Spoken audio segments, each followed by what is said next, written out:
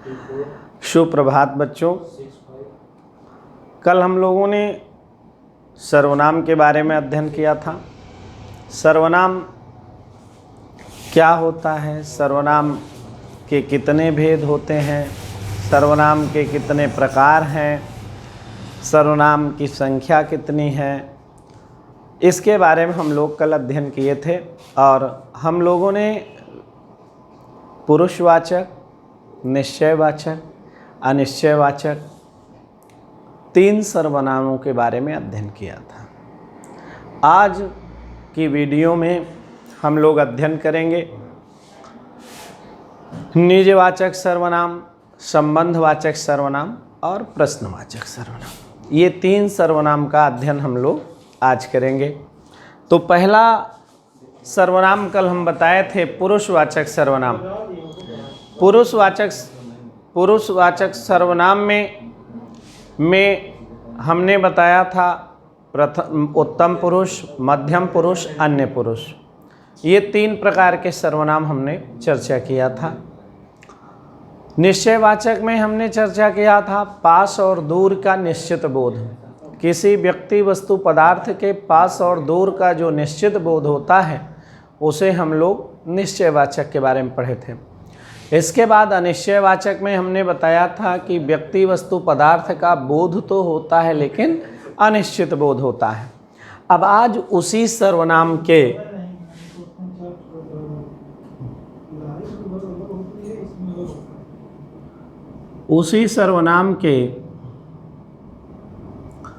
अगले स्टेप में जब हम लोग चलते हैं तो अगला सर्वनाम का नाम है निजवाचक सर्वनाम।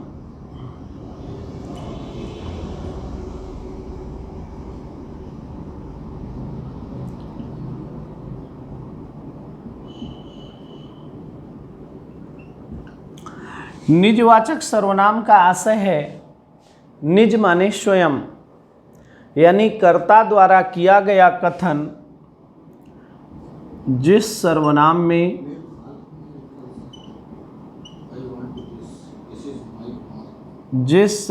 में कर्ता द्वारा किया गया कथन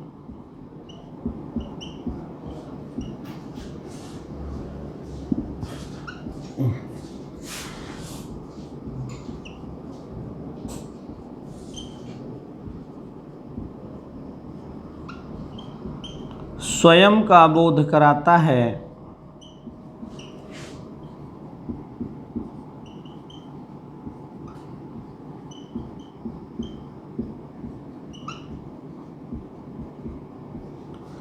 उसे निजवाचक सर्वनाम कहा जाता है।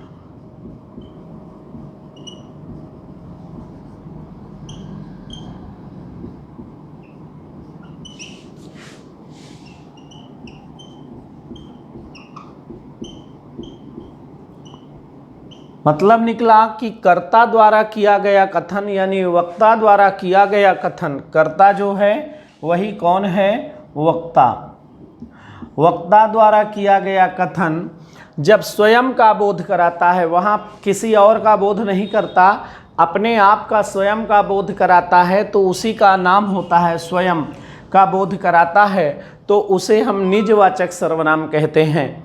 यानी कर्ता द्वारा किया गया कथन जब स्वयं का बोध कराता है तो उसे हम निजवाचक सर्वनाम कहते हैं। जैसे मैं अपने आप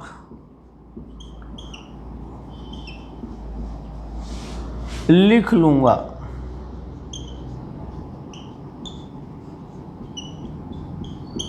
मैं अपने आप लिख लूँगा, आशय ये निकला कि कर्ता द्वारा कथन स्वयं का किया जा रहा है। यानी कर्ता मैं खुद चला जाऊंगा, मैं खुद चला जाऊंगा।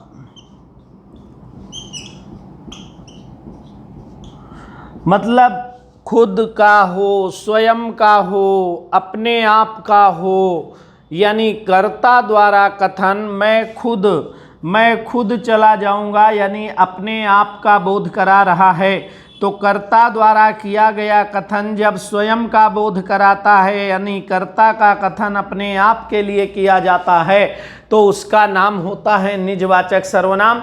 यानी ये याद रखना है कि निजवाचक सर्वनाम में कर्ता द्वारा किया गया कथन स्वयं का बोध कराता है, इसलिए हम इसे खुद चला जाऊंगा, अपने आप लिख लूँगा, अपने आप पढ़ लूँगा, अपने आप खा लूँगा, कोई भी ऐसा कथन हो रहा है स्वयं का बोध कराता है, तो उसे हम नाम देते हैं निजवाचक सर्वनाम।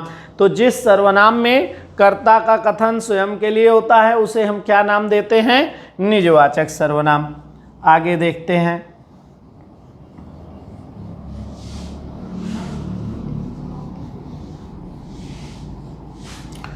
अगला सर्वनाम का नाम है हमारा संबंधवाचक सर्वनाम।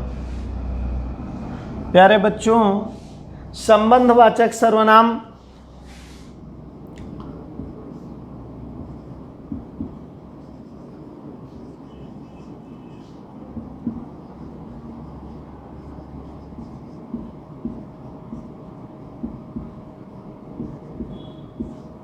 संबंधवाचक सर्वनाम चौथा। संबंधवाचक सर्वनाम कहता है जहां पर एक व्यक्ति वस्तु पदार्थ का संबंध, एक व्यक्ति वस्तु, एक व्यक्ति वस्तु पदार्थ का संबंध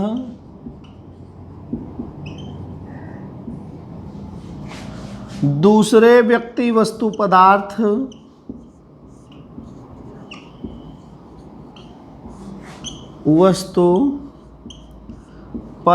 से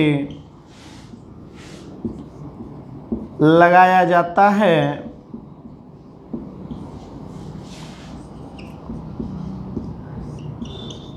उसे संबंधवाचक सर्वनाम कहा जाता है।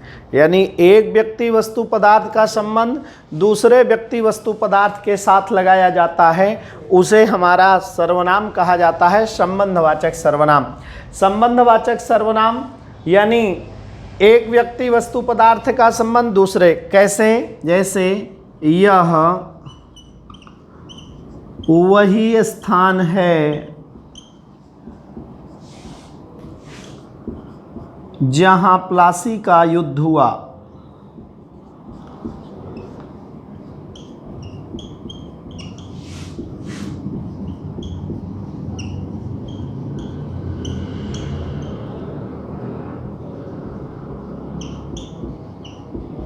यह वही स्थान है जहां प्लासी का युद्ध हुआ था।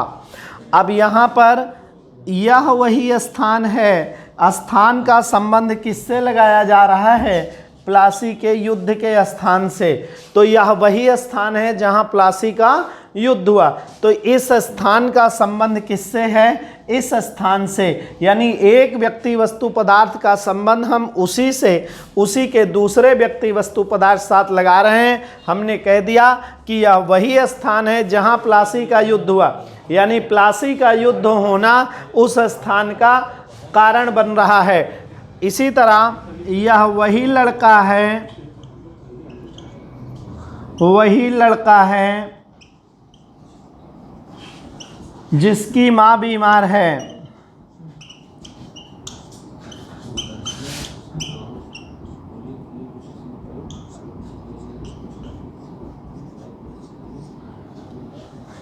जिसकी माँ बीमार है। ये वही लड़का है जिसकी माँ बीमार है। ये वही लड़का है जिसकी माँ बीमार है। लड़के का माँ के साथ क्या है? संबंध है। यह वही लड़का है जिसकी माँ बीमार है, यानी लड़के का माँ के साथ क्या है? संबंध है। तो जहाँ पर एक व्यक्ति वस्तु पदार्थ का संबंध दूसरे व्यक्ति वस्तु पदार्थ के साथ लगाया जाता है तो उसे हम संबंधवाचक सर्वनाम कहते हैं। तात्पर्य यह निकला कि लड़के का संबंध बीमार माँ के साथ है, और जहाँ पर इस तरह के सेंटेंस आते हैं उसे हम संबंधवाचक सर्वनाम कहते हैं। तो संबंधवाचक सर्वनाम में ये बताया गया कि एक व्यक्ति वस्तु पदार्थ का संबंध उसी दूसरे व्यक्ति वस्तु पदार्थ के साथ जब लगाया जाए तो वहाँ पर संबंधवाचक सर्वनाम होता है। अगला देखते हैं।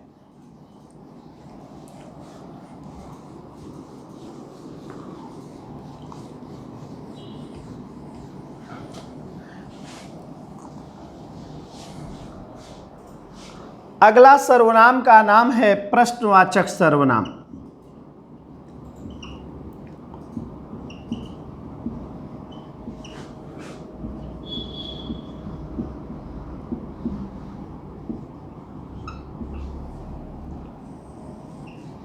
जिस सर्वनाम में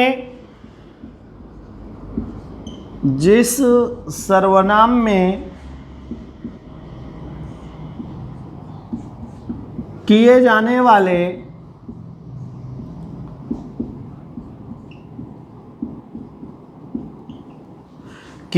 वाले प्रश्न का बोध होता है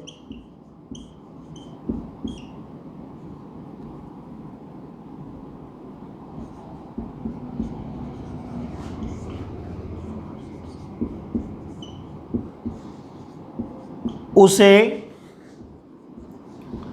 प्रश्नवाचक सर्वनाम कहा जाता है।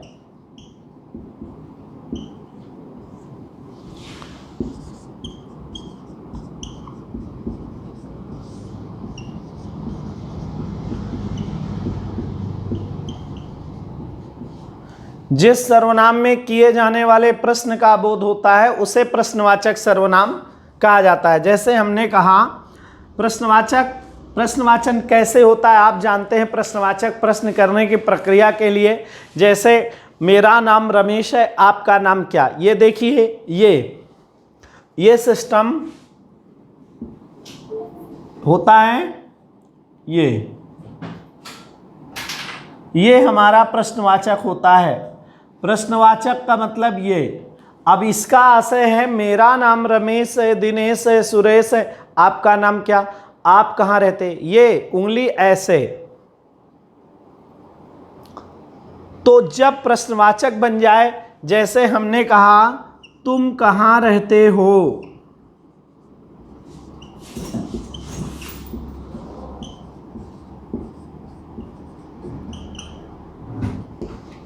तुम्हारा क्या नाम है,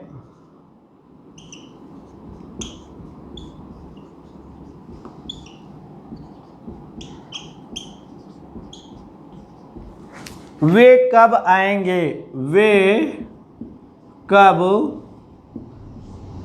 आएंगे।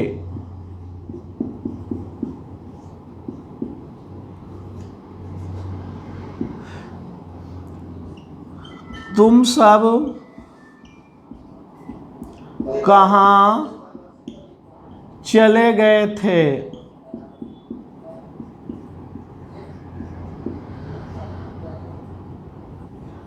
तुम सब कहाँ चले गए थे। इस तरह के जब हमारे यहाँ कहाँ, कब, कहाँ, क्या आदि प्रश्नवाचक शब्दों का प्रयोग किया जाता है तो उस सर्वनाम का प्रयोग हम किसमें करते हैं, प्रश्नवाचक सर्वनाम के अंतर्गत लेते हैं। अर्थात जिस सर्वनाम से किए जाने वाले प्रश्न का बोध होता है उसे प्रश्नवाचक सर्वनाम कहा जाता है। बच्चों, इन 6 सर्वनामों के साथ हम लोगों ने 6 सर्वनाम का अध्ययन किया। 6 प्रकार के सर्वनाम हमने बताया, यानी सर्वनाम के प्रकार कितने बताए, 6, और इनकी संख्या कितनी बताई थी, 11। तो सर्वनाम कितने हुए, 6। तो 6 सर्वनाम आपको पता चल गया। 6 सर्वनाम कौन कौन से हुए आपके, पहला पुरुषवाचक, दूसरा निश्चयवाचक, तीसरा अनिश्चयवाचक, चौथा निजवाचक, 5वां संबंधवाचक और 6वां प्रश्नवाचक। इनके अलावा हमारे यहाँ भाषा के अंतर्गत कुछ और भी विद्वान आए थे और उन विद्वानों ने इस सर्वनाम के विषय में बहुत ढेर सारा चर्चा किया था। तो एक विद्वान आए थे, दीपसीत्स। दीपसीत्स नामक एक विद्वान आए थे, उन्होंने एक सर्वनाम और माना था जिसका नाम था संयुक्त सर्वनाम। संयुक्त सर्वनाम। संयुक्त सर्वनाम इन्होंने माना था। अब बच्चों इसको हम एक प्रकार से प्रायोगिक भेद तो मान सकते हैं, ये प्रायोगिक भेद हो सकता है, लेकिन इन 6 में 7वां नहीं हो सकता। सर्वनाम 6 ही हैं, जो उसके प्रकार हैं वो 6 ही हैं, लेकिन हमारे प्रायोगिक तरह तरह के क्वेश्चन आते हैं तो उनमें प्रायोगिक आधार के आधार पर ये दीपसीत्स महोदय ने एक संयुक्त सर्वनाम मान लिया था। उन संयुक्त सर्वनामों में जैसे प्रयोग में अक्सर शब्द आ जाता है, आप कुछ ना कुछ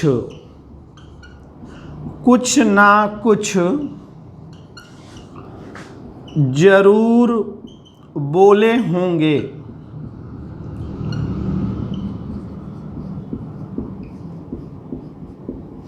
आप कुछ ना कुछ जरूर बोले होंगे।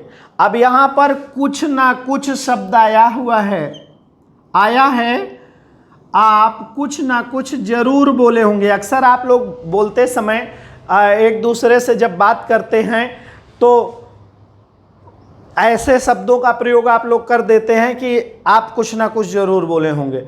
तो यहाँ पर आप कुछ ना कुछ बोले होंगे, तो इस कुछ ना कुछ ऐसे शब्दों का प्रयोग जहाँ पर आ जाता है वे सर्वनाम हमारे हो जाते हैं संयुक्त सर्वनाम। इसको दीपसीत्स महोदय ने संयुक्त सर्वनाम के अंतर्गत रखा है। कई बार अक्सर आदमी बोल देता है कि हो ना हो,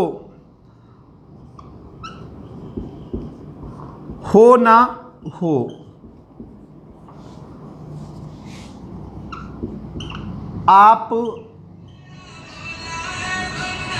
हो ना हो, आप गए रहे हों।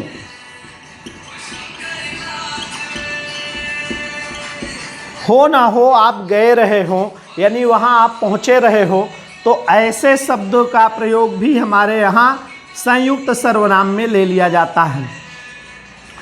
अक्सर उदाहरण के तौर पे आपको मिल जाता है कि मैं जानता हूँ,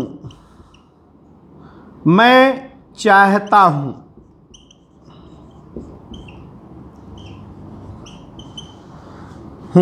कि कोई ना कोई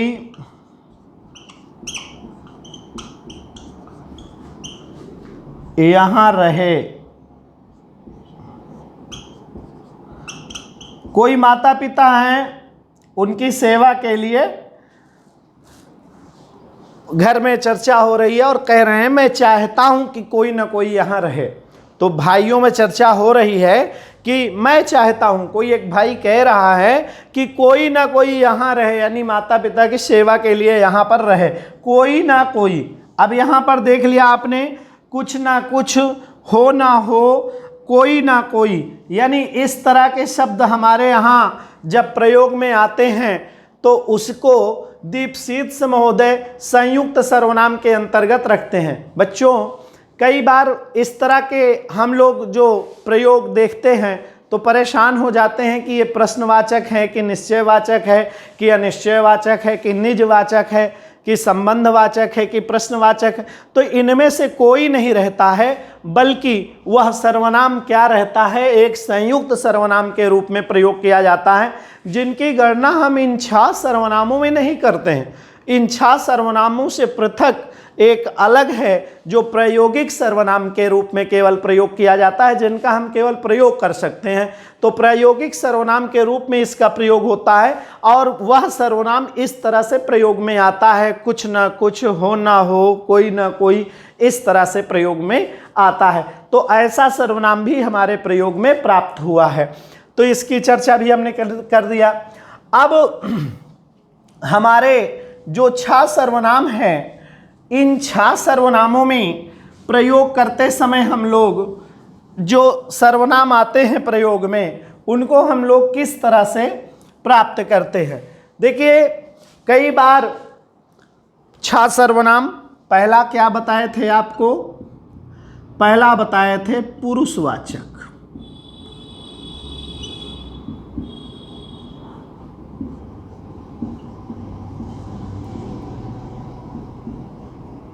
सर्वनाम। दूसरा बताए थे आपको निश्चय वाचक सर्वनाम।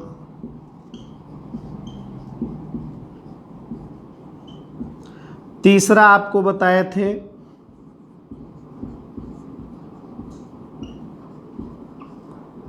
अनिश्चयवाचक सर्वनाम।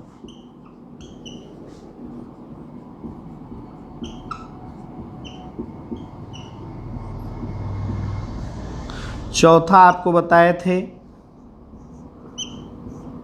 निजवाचक सर्वनाम।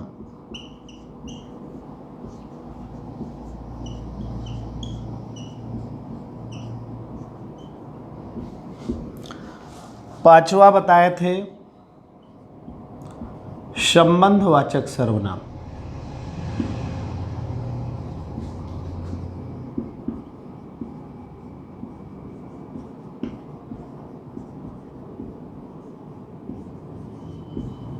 छठवा बताए थे प्रश्नवाचक सर्वनाम।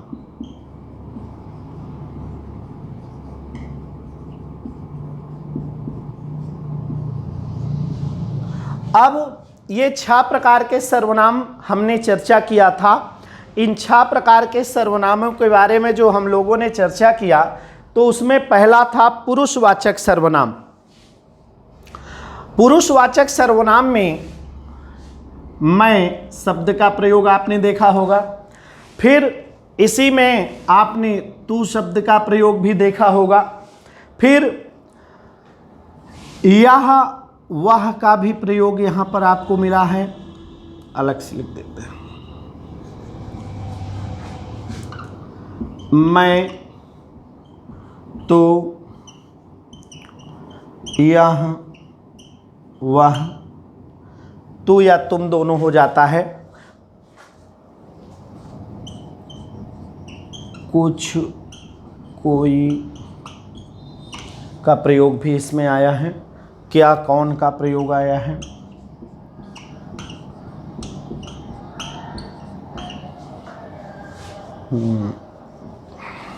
संबंध में जो, सो आया है, आप आया है। अब कुछ और कोई का प्रयोग आप लोग कहाँ पर करते हैं? कोई आया है, कुछ लेते आना, कुछ खा लेना, इसका प्रयोग आप लोग कहाँ करते हैं? निश्चयवाचक सर्वनाम में। निजवाचक में पुरुषवाचक में आप लोग मैं और तू का प्रयोग करते हैं। निश्चयवाचक में यह वह का प्रयोग आप लोग करते हैं। उसके बाद क्या, कौन का प्रयोग आप लोग कहाँ करते हैं? प्रश्नवाचक सर्वनाम में। जो, सो का प्रयोग आप लोग कहाँ करते हैं? संबंधवाचक में। और आपका प्रयोग भी निजवाचक में हो जाता है। ये अब यहां पर आपको मैंने ये बताना चाहा कि सर्वनाम की जो संख्या कल हमने बताया था, संख्या, सर्वनाम की जो संख्या बताया था वो 11 बताया था। और सर्वनाम के प्रकार बताए थे, प्रकार कितना बताया था? 6। तो सर्वनाम के प्रकार कितने हुए आपके? 6। पहला, दूसरा, तीसरा, चौथा, पांचवा, छठवा। यानी पहला पुरुषवाचक, दूसरा निश्चयवाचक, तीसरा अनिश्चयवाचक, चौथा निजवाचक, पांचवा संबंधवाचक और छठवां प्रश्नवाचक। ये तो रहे प्रकार। यानी सर्वनाम कोई पूछ ले कितने प्रकार के होते हैं, तो आपको बताना है 6 प्रकार के होते हैं। कितने प्रकार के होते हैं? 6 प्रकार के। अब अगर आपसे पूछ ले संख्या कितनी होती है, तो यहां पर कितने चीजें हैं? 6 हैं। तो 6 को 2 से मल्टीप्लाई करिए, 6 गुणते 2 बराबर 12 होता है। लेकिन हमारे होते हैं सर्वनाम कितने? 11। क्यों? क्योंकि निजवाचक में केवल एक शब्द आया है आप। मैं अपने आप चला जाऊंगा, मैं अपने आप लिख लूंगा, मैं अपने आप खा लूंगा, मैं खुद पढ़ लूंगा, मैं खुद पढ़ लूंगा, ये हमारा होता है निजवाचक में। इसके बाद पुरुषवाचक में हमने क्या बताया? मैं का प्रयोग और तू का प्रयोग। निश्चयवाचक में बताया यह वह, यह घर है वह गांव है। पास और दूर के बारे में चर्चा किए थे। यह घर है वह गांव है, तो वहां पर यह और वह का बोध होता है, तो इसलिए वो निश्चयवाचक में चला गया। फिर इसके बाद कुछ और कोई का प्रयोग आया है, तो कुछ और कोई का प्रयोग कहाँ होता है? कुछ खा लेना, कोई आया है, कुछ लेते आना, कहीं चले जाओ, आया। इस तरह के सर्वनाम यानी अनिश्चय का बोध कराते हैं। यानी कुछ ले लेना, कहीं चले जाना, कुछ खा लेना, कोई आया होगा, तो इस तरह के जो सर्वनाम हमारे यहाँ प्रयोग में आते हैं उसका नाम होता है कौन सा? अनिश्चयवाचक सर्वनाम। तो कुछ और कोई हो गया। इसके बाद निजवाचक सर्वनाम आता है। निज का मतलब होता है स्वयं, स्वयं का मतलब अपने आप का, तो मैं अपना काम खुद कर लूंगा, मैं अपने आप चला जाऊंगा, मैं अपने आप लिख लूंगा। इसके बाद बचता है बच्चों संबंधवाचक। तो संबंधवाचक में हमने यहां जो सो लिखा है, जो सो, यानी अभी हमने कहा यह वही लड़का है जिसकी मां बीमार है, जो जैसा करेगा वैसा भरेगा, जो आएगा सो जाएगा।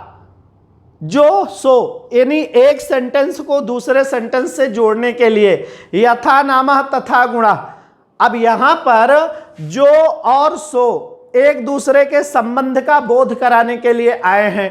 तो ऐसा ये वही स्थान है जहां प्लासी का युद्ध हुआ, ये वही जगह है जहां पर कक्षाएं चलती हैं। तो इस तरह की चीजें जो हमारे यहाँ आती हैं, तो उस जगह का उस व्यक्तित्व से, उस स्थान से संबंध होता है, तो उसका नाम होता है संबंधवाचक सर्वनाम। तो उसका प्रयोग जो सो से लिया गया। इसके बाद क्या और कौन का प्रयोग मैंने यहाँ लिखा है, क्या का और कौन का प्रयोग। क्या और कौन का प्रयोग प्रश्न का बोध होता है। तुमने क्या खाया, तुम कहाँ रहते हो, तमाम प्रश्न हैं। कहाँ का है, कौन का है, तो वे कौन थे, उनका क्या नाम है, वे कहाँ रहते हैं, वे कब आएंगे, वे कहाँ चले गए। इस तरह के जो प्रश्नवाचक बोध कराते हैं उनका नाम होता है क्या और कौन से। तो बच्चों इनकी संख्या आप गिन लीजिए, जो सब में हमने ये लगा करके चर्चा किया। 1 2 3 4 5 6 7 8 9 10 11, ये कितने हो गए? 11। तो 11 क्या है? संख्या, यानी ये संख्या से बोध कराए जाते हैं। यानी इन शब्दों का प्रयोग हर सर्वनाम में किया जाता है। तो ये जो शब्द हमारे सार्वनामिक शब्द हैं, इन सार्वनामिक शब्दों को या प्रश्नवाची शब्दों को इन सर्वनामों में प्रत्येक सर्वनाम के लिए बिल्कुल सिलेक्टेड हो गए कि पुरुषवाचक में मैं तू, निश्चय में यह वह, अनिश्चय में कुछ कोई, निजवाचक में आप, संबंधवाचक में जो सो और प्रश्नवाचक में क्या कौन। ये प्रत्येक का सिलेक्टेड हो गए। तो हर सर्वनाम के अपने एक सिलेक्टेड सार्वनामिक शब्द हो गए। तो जो सार्वनामिक शब्द इनके लिए निश्चित बना दिए गए, उन्हीं की संख्या को हम सर्वनाम बोलते हैं। और ये जो नंबर पड़े हुए हैं 1 2 3 4 5 6, ये सर्वनाम के भेद हैं, यानी प्रकार। तो सर्वनाम 6 प्रकार के होते हैं। अगर सर्वनाम की संख्या कोई पूछता है तो सर्वनाम की संख्या ये हो जाएगी, यानी ये 11। तो 11 प्रकार के ये सर्वनाम हमारे पाए जाते हैं। इनको याद कर लीजिए। मैं तू, यह वह, कुछ कोई, क्या कौन, जो सो आप, ये हमारे 11 जो हैं ये सर्वनाम हैं जो प्रत्येक सर्वनाम के लिए इंगित करते हैं। हर सर्वनाम के लिए शब्द निश्चित किए गए हैं। तो इन शब्दों को जो सार्वनामिक शब्द हैं ये हमारे 11 संख्या के अंतर्गत लिए जाते हैं। इनकी 11 संख्या होती है और इनके प्रकार हमारे क्या होते हैं, 6 प्रकार के होते हैं, जिनको हमने आपसे बता दिया। पुरुषवाचक, निश्चयवाचक, अनिश्चयवाचक, निजवाचक, संबंधवाचक, प्रश्नवाचक। अब बच्चों इस चैप्टर को हमने 2 भागों में पढ़ा। कल हमने इसके प्रथम भाग को पढ़ाया था सर्वनाम के, आज दूसरे भाग को पढ़ाया जिसमें हमने निजवाचक, संबंधवाचक और प्रश्नवाचक के बारे में चर्चा किया था। अब अगले वीडियो में हम लोग फिर एक नए अपने पाठ्यक्रम के टॉपिक के साथ, विशेषण के साथ जुड़ेंगे आपसे। बच्चों कई बार हम आप पढ़ते हैं, पढ़ते समय हमारे कुछ जहन में नई बातें आती है या कुछ पूछने का मन करता है। हालांकि हम लोग ऑनलाइन अभी नहीं जुड़ पाए हैं, ऑनलाइन भी व्यवस्था की जा रही है। ऑनलाइन जल्द ही आपके साथ जुड़ेंगे तो उसमें आपसे तुरंत आपका रिएक्शन मिलेगा कि हाँ सर ये बातें और बताइए, इस पर हम लोग पढ़ना चाहते हैं, जानना चाहते हैं, तो वो हम आपको बताएंगे। फिलहाल अभी जो आपको समझ में जो बातें ना आवे उसको आप कमेंट करके पूछ सकते हैं। आपको सर्वनाम हमने पहला टॉपिक संज्ञा पढ़ाया था, संज्ञा के भेद बताया था, संज्ञा के मौलिक भेद बताए थे और उसके बाद लिंग बताया, फिर वचन बताया, कारक बताया और अब हमारा ये सर्वनाम कारक के बाद हमने अपना सर्वनाम नामक टॉपिक आज संपूर्ण किया है। इसमें जो कोई दिक्कत आपको आए आप कमेंट करके बताएं। आप इसको वीडियो को शेयर करिए। यथार्थ एकेडमिक क्लासेस के नाम से हमारा जो वीडियो है इसको शेयर करिए, सब्सक्राइब करिए। अगर अच्छा लगे तो और लोगों तक पहुंचाइए।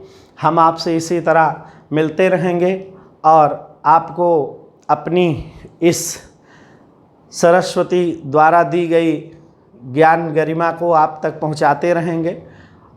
आप लोग स्वस्थ रहिए, मस्त रहिए, व्यस्त रहिए, घर पर रहिए, सुरक्षित रहिए और वीडियो देखते रहिए और उसको शेयर करते रहिए। जहां कोई असुविधा हो उसको कमेंट के माध्यम से आप हमें बताएं और अपने सुझाव देते रहें। धन्यवाद।